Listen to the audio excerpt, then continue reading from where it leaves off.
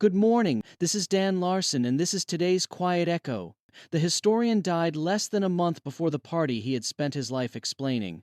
Gordon Wood was 92 years old. He was born in Concord, Massachusetts, in the town where the first shot of the Revolution was fired. He died in early June, struck by a car in a parking lot in Rhode Island. He won the Pulitzer Prize for a book called The Radicalism of the American Revolution, and he taught at Brown University for 40 years.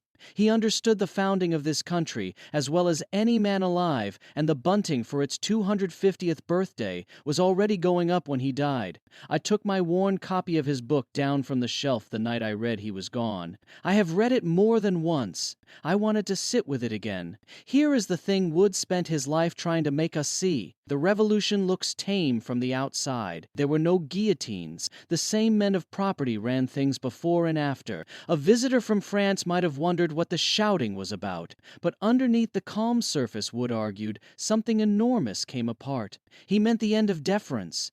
Now, deference is an old word, and we do not use it much anymore, and the reason we do not is itself part of the story. Before the Revolution, a man knew his place, and he kept it. The common man removed his hat when a gentleman passed him on the road. He stepped off the path. He addressed his betters as his betters, and he did not meet their eyes. Society was a ladder. Every man stood on his rung, and the rungs were understood to be ordained, set there by God and by long custom. The Revolution broke the ladder. After it, a farmer could meet a gentleman's gaze and owe him nothing but the plain courtesy one man owes another. Think about how large a change it is. It is not a change in the law only. It is a change in the way a man holds his body when another man walks by. We have lost the word deference because we have mostly lost the thing. Picture it for a moment. Picture stepping off the sidewalk and taking your hat off your head because a man with more money was walking toward you. It would feel like an insult to your own soul. But Wood's point is this. For most of human history, it did not feel like an insult to anyone. It felt like the order of the world. We tend to think the revolution was about taxes or about which men would do the governing. Wood showed it was about something deeper and stranger. It dissolved a whole world of rank, and here is the part Wood was most careful about. It ran further than the men who made it intended. They loosed a flood of plain equality they could not have recognized and could not call back. The founders were not the calm masters of what they began. They were swept along by it the way the rest of us are swept along by the things we start. Some of them lived to see it, and it frightened them. They had pulled down the old order of kings and lords, and they watched a noisy, leveling, restless democracy rise up in its place, one they did not fully trust. They had wanted a republic of calm and virtuous gentlemen. They got us instead. I have been thinking about Wood this week for a second reason. Someone I respect wanted me to agree. With the 4th of July coming, the founders were on our side. Godly men, he said, who would be at home in our pews. I understood the wish.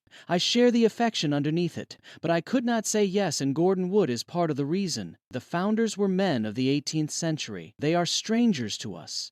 They held convictions we would find bracing, and convictions we would find appalling, and they did not arrange their lives to settle our arguments.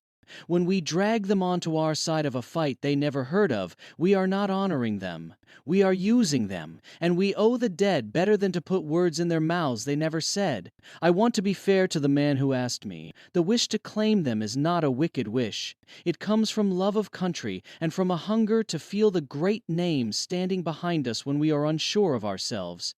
I feel it too, but a hero you have invented cannot strengthen you. Only a real one can, and a real one you have to meet on his own ground. This is in the end a question of honesty, and honesty is something my faith takes seriously. The commandment against false witness does not expire when the witness is dead and famous.